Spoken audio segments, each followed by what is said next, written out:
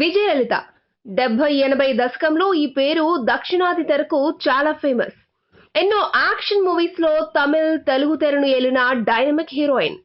ఆమె నటి, దర్శకురాలైన విజయ నిర్మలకి ఆడపడుచు అని చాలా తక్కువ మందికే తెలుసు. విజయలలిత అన్నయ్య కెఎస్ మూర్తి విజయ నిర్మల మొదటి భర్త.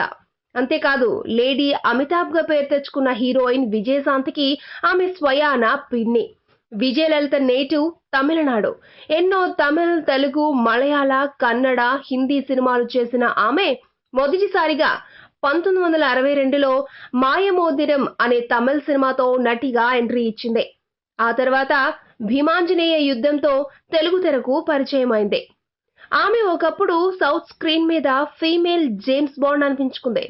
ముఖ్యంగా తమిళ్ జేమ్స్ బాండ్ అయిన జయశంకర్ తో లెక్కకు మించిన సినిమాలు చేసింది. ఆమె డాన్స్, పర్ఫార్మెన్స్, ఫైట్స్ అప్పటి జనానికి మంచుకెక్కిచ్చేవి.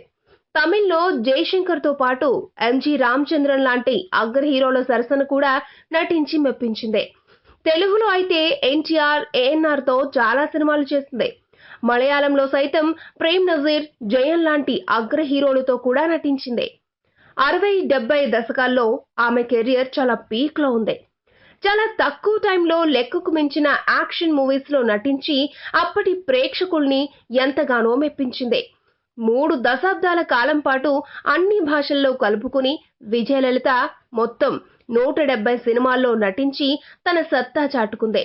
తర్వాత విజయలలిత ఐటెం సాంగ్స్ లో నర్తిస్తూ వ్యాంప్, విలన్ పాత్రలు పోషించి అందులో కూడా బాగానే రాణించింది. విజయలలిత ఒక నారి 100 తుపాకులు అనే యాక్షన్ సినిమాని నిర్మించడమే కాకుండా తనే హీరోయిన్ గా నటించింది. ఈ సినిమా ప్రత్యేకత ఏంటంటే తెలుగులో వచ్చిన మొట్టమొదటి బ్లాక్ అండ్ వైట్ స్కోప్ సినిమా ఇదే కావడం. తెలుగులో ఆమె చివరి సినిమా సాహసవీరుడు సాగర్ కన్య. ఇందులో ఆమె మాంత్రికురాలిగా నటించింది. ఇప్పుడు విజయలలిత నటించడం మానేసి చెన్నైలో తన నివాసంలోనే హాయిగా కాలం గడుపుతున్నారు. ఈ వీడియో మీకు నచ్చితే ఓ లైక్ కొట్టండి. మీ ఫ్రెండ్స్ కు షేర్ చేయండి.